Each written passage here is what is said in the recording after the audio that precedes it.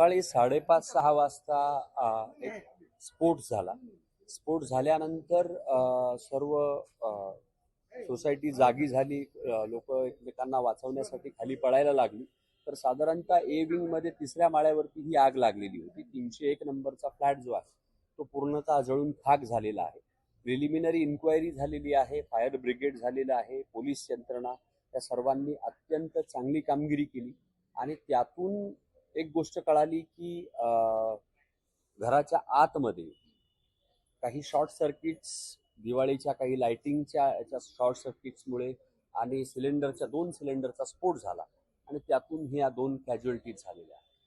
ज्यांचं डेथ झालं त्यांची नावं काय असतील आणि कधीपासून त्यांच्या सोबत राहत होते? एक 7-8 वर्षापासून हे दोनही हे कुटुंब सोसायटीमध्ये राहत होतं आणि मुलगी, आई, 2 रेखा सिसोदिया आई आहेत आणि पायल सिसोदिया ही त्यांची मुलगी आहे.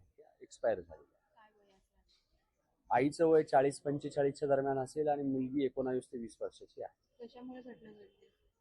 नाही, ही जी घटना आहे फायर ब्रिगेड आणि पोलिसांनी ज्यावेळी ही आगीवर नियंत्रण मिळवण्याचा जो प्रयत्न केलेला आहे, सोसायटीतल्या सर्व पदाधिकाऱ्यांनी तो प्रयत्न केलेला आहे आणि या सर्वांमध्ये ह्या सगळं जे काही आढळलं, सर्वांचं जे काही एकमत झालं, तर या फ्लॅटमध्ये असणारे 2 सिलेंडरच्या ज्या टाक्या आहेत त्या टाक्यांचा स्फोट झालेला आहे आणि त्याच्यानंतर शॉर्ट सर्किट्समुळे हे 2 कॅज्युअल्टीज त्या फ्लॅटमध्ये झाल्या. जेव्हा घटना घडली तेव्हा घरामध्ये नेमकं कोण कोण होते? बाकीचे मेंबर्स होते?